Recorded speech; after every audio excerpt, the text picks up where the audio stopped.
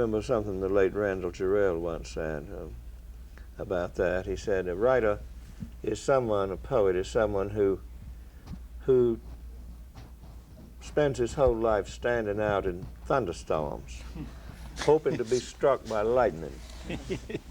Once, authentically struck, he's remembered a half a dozen times, and he's great.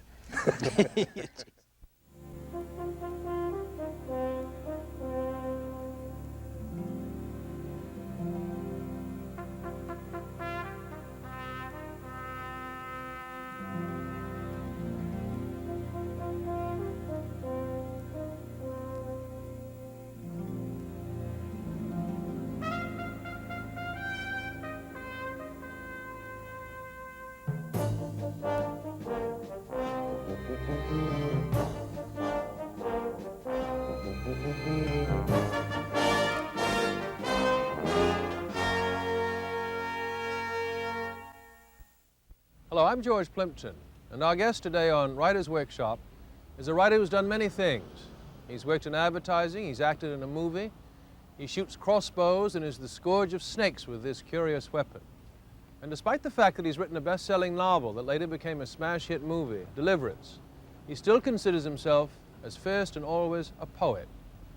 His view is justified, I think, by his position as a poetry consultant to the Library of Congress, by the National Book Award he won for Buck Dancer's Choice, and by a television first, his reading of The Strength of Fields before an audience of millions during the Carter inauguration.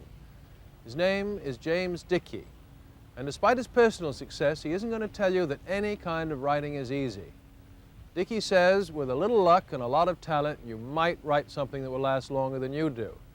But if you don't really love writing, if you don't have the kind of determination that would make you dig ditches or sweep the streets in order to continue, then you're better off doing something else. So that's the love-discipline attitude we'll hear about as James Dickey talks with William Price Fox and the students on Writer's Workshop.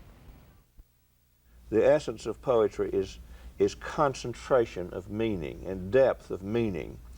In a way, I think that the major influence on prose fiction these days, not only in America but in England, is the major influence on fiction is poetry. The fiction writers that are the most paid attention to are the ones who have learned most from the poets and who try to write like them. I think of people like John Updike, who's very much influenced by poetry. James Agee was the same way, and many another.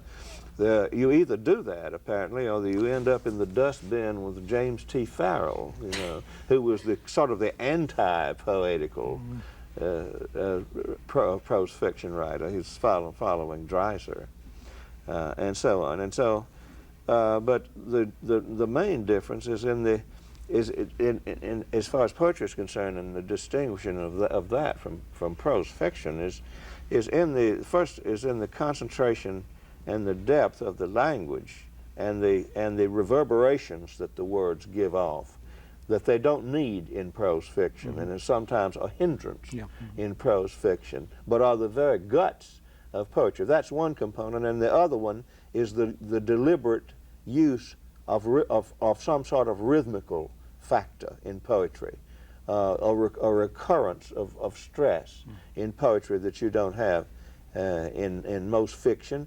And in some prose, such as the prose of the Old Testament, for example, or some of Thomas Wolfe, or some of Melville, and so on, there is something that approaches a regularity of rhythm or accent and so on. But oddly enough, or paradoxically enough, it's ineffectual in prose. It's not effectual, or at least it's not effectual as it would be if it had a linear arrangement, such as a good poet would have given it. In other words, the regularity of rhythm in Melville, in the parts of Moby Dick, say, like in the chapter on the whiteness of the whale, is a sort of a chance thing. It's not really controlled and organized like a good poet would, like somebody like Dylan Thomas would have done it. Jim, could you discuss what Thomas does? I mean, Dylan Thomas? What Dylan Thomas does? Yeah. Well, first of all, the main thing that Dylan Thomas has as a poet is that he is profoundly original-minded. He is original-minded. It's not, there's no fakery about it. Hart Crane is a very original poet, but he arrives at his originality by theory. Thomas arrives at his through the viscera, and because he's actually like that. He sees things in a way that's unique to him. He also has an ear which is as unique as his vision of things is, and when he puts them together, you get that tremendously powerful rolling South Welsh accent, and you get it coupled to a sort of a vision which is a compound of surrealism, a personal brand of surrealism, and what else would you say? Sort of a song-like, ultra rhythmical sort of a component. If you listen to Dylan Thomas, you can tell immediately what I mean. Let me just abstract a couple of lines from him, from a poem that's not one of his best. Open a pathway through the slow, sad sail. Throw wide to the wind the wings of the wandering boat, that my voyage may begin to the end of my wound. All of this is a curious mixture of surrealism, Freudianism, nautical imagery, stuff about the sea and the wind, and the search, and navigation. All of this comes into a curious amalgam, but with the tremendous and highly individual thrust of Dylan Thomas's language. It seems inevitable. The idea of someone opening a pathway out through a sail, who but him would have thought of that? And yet to him it's just natural to say it that way. It occurred to him, he puts it down that way. His personality is on it, and he goes on. He goes right ahead with it. He doesn't have any doubts, and that's good. That's why you like him so much. There's no doubts about what he's doing. There's no hesitation about it. It seems inevitable. That's a good description. Yeah. Do you feel that he has influenced your poetry? No, not at all. Anybody that has as inimitable a style as he does, if you are practicing poetry yourself, and if you've got any sense, which I have intermittently, the injunction to yourself as far as your own practice is concerned would be, what does the Bible say? Go thou and do otherwise. But again, I feel exactly the same way about imitating. You can learn without imitating. I mean, you can learn things. One of the things that you learn technically from Dylan Thomas that you want not to do, but which you see if you look at it from the inside, is that what he's doing is to pack a couple of spondees into the middle of the line, the net-webbed wall. Or he'll have three hard stresses in the middle of a line. That's inimitable to him. Nobody does that but him. But on the other hand, if you do it, it doesn't sound like him, because your usage is not his, and can't be because you're not him. But somebody who has, I would say, if I were just calling off the top of my mind, who I think are the most original poets in English, who have the most distinctive sound to them, a sound, like you said, would say a jazz or a rock musician has a sound. I would say if I were to pick the three most highly individual, just from that one standpoint, I would say there would be John Donne, would be one of them, and Gerard Manley Hopkins would be one, and Dylan Thomas would be the other. Those would be the three that are the most unmistakable. Of those, if I were having an elimination contest, I would eliminate Donne from those two, and it would leave Hopkins and Thomas, and then I would eliminate Hopkins.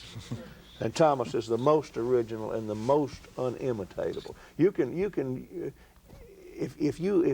you know as much about prosody, or almost as much as Hopkins did, you can write like Hopkins, but there's not anything you can do It would make you sound like Dylan Thomas or anything but an imitation of Dylan Thomas. I expect a skillful poet, a very, very skillful poet, somebody like John Berryman, could sit down deliberately to write a Hopkins poem, and to somebody who hadn't read all of Hopkins, it would be able to pass it off as an imitation. You could never do it with Thomas. Too many, the source of his value is buried so deep in him, and it's lost forever. The only way we have it now is in his own work. Thank God we have that.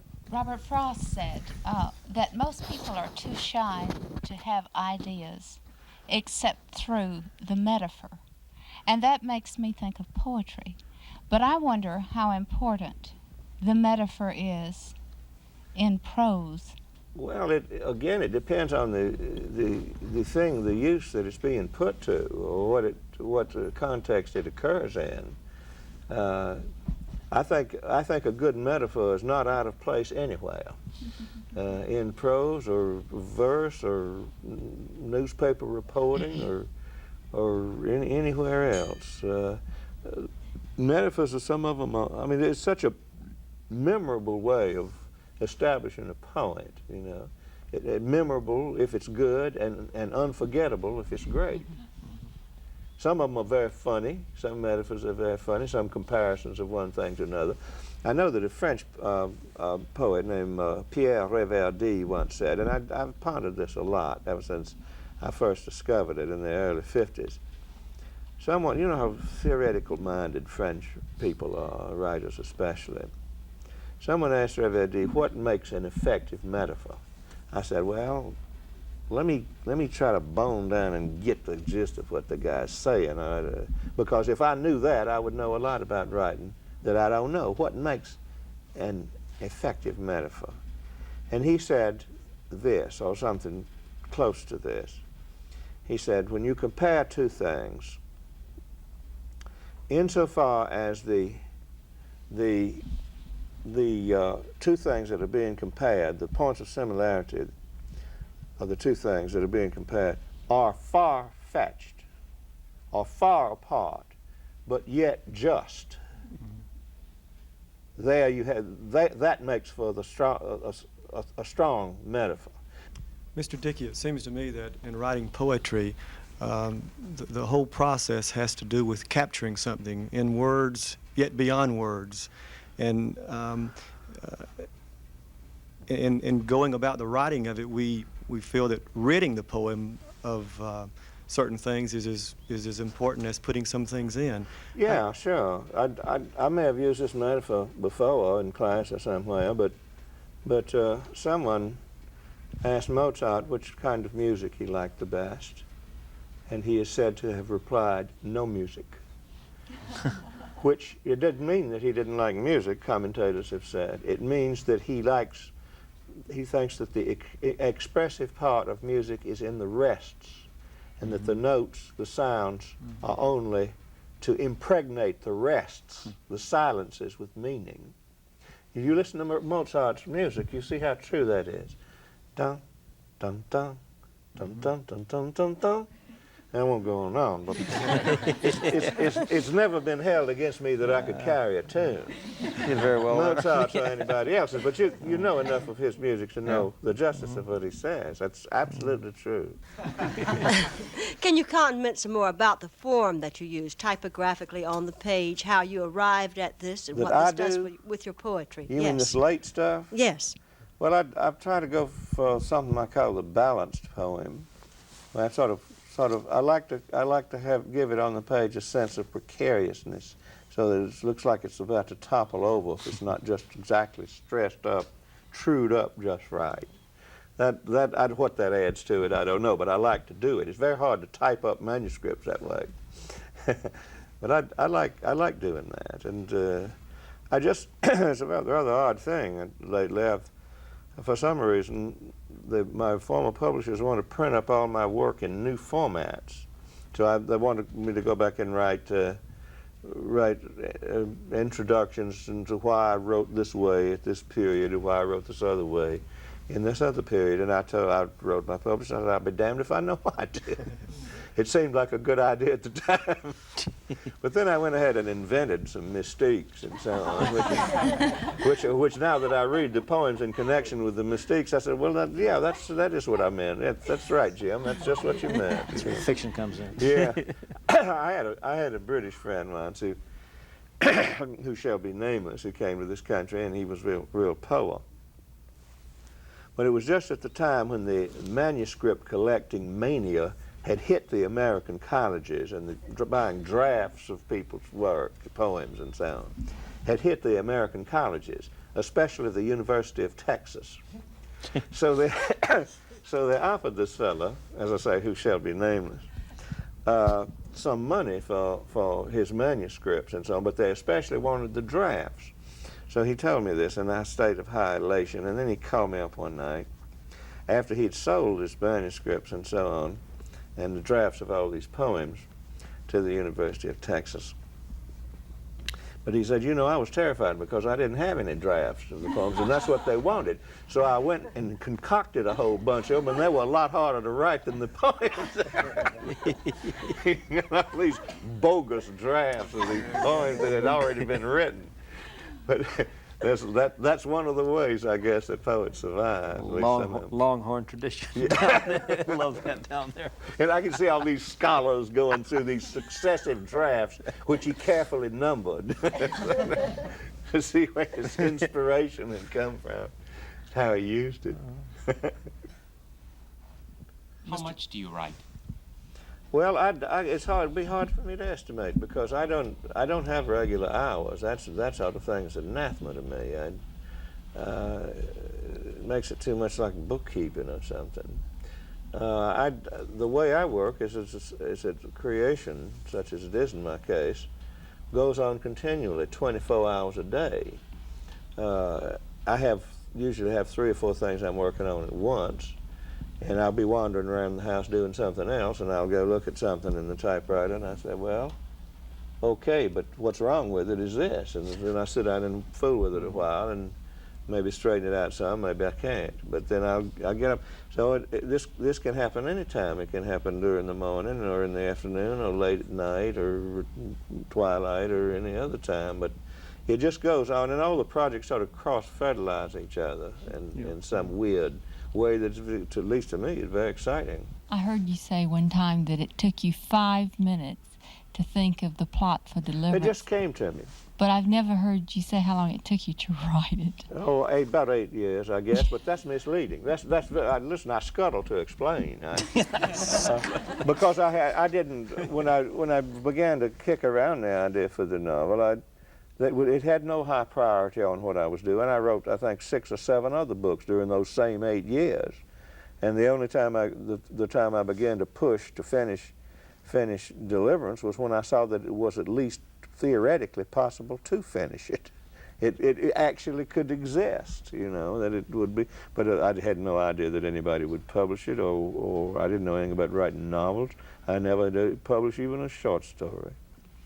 The only thing I'd ever published was poetry and literary criticism. That's all. And it came like a complete surprise to me. My God, Deliverance is not only a movie and a novel, now it's an industry. And the people are always getting killed. The press is always saying that, and they never fail to credit, if that's the word, or discredit me with it. So-and-so, 2 more victims, River claims 2 more victims in Deliverance-type trip. And so, and I get all these drunken phone calls from people, and so, still get them 10 years after, 10, 12 years after. It's not the ones that call me up and tell me they're going to kill me because I called somebody that's a relative of theirs to be killed. Or they think I did, but that's not the one that called me up. It's the ones that don't call me up and bother them. But so far, none of them have shown up either. Would you talk a little bit, Bill, about Hollywood, what you learned out there or didn't learn or like? What I learned out there, Billy? You put it on a thimble. You do like it out there, don't you? In a way, it's fascinating. I mean, it's such a realm of such an enormous enormous range of possibilities and power, and especially money. Yeah, yeah. And the people out there, some of them are so dumb. I mean, you think if these people could be earning all this money, what could I, with my vast intelligence, could not be able to do? My God, I could own this town, but after you're out there, well, you don't want to own it. No, because, but it's fascinating, and a lot of very intelligent people will argue with you that that this film is the great artistic medium of our time. It's what the theater was to Shakespeare's time, and films are Do you believe that? to our time. I think there are frightening similarities. You do? Yes, I do. There's plenty that's corrupt in the Elizabethan theater, too. It's not all immortal masterpieces, not even all of Shakespeare's. But if we have a parallel, it's got to be that. Don't you think so? I don't know. How do you feel about it? You talk a little. I don't like movies. I like an occasional movie. I don't like them all that much either, because if you're a writer, your medium is words. Yeah. Words, not images up on a screen. They're words. And they have an indiscriminate use of point of view, which I dislike. Remember the movie Slapshot? Yeah. Paul Newman, somebody skating around. You Yeah. know, in the last scene, he's going to take his clothes off, right? Skating around. So right away, I said, "How are you going to get those pants off over those skates?" Yeah. And he skates around, and the way they do it, they cut to his girlfriend sweating him out, then they cut him back, and his pants are off. Wonderful. I mean, the movies can do that, we can't. Well, the trouble with the movies, where the novel, say, that also tells stories, has so much great advantage over the movies, is that it can tell you what somebody's thinking. You can't do that in the movies convincingly. No. If you try to do it, you have to use a voiceover, which is the phoniest of all devices and the biggest cop-out that could possibly be.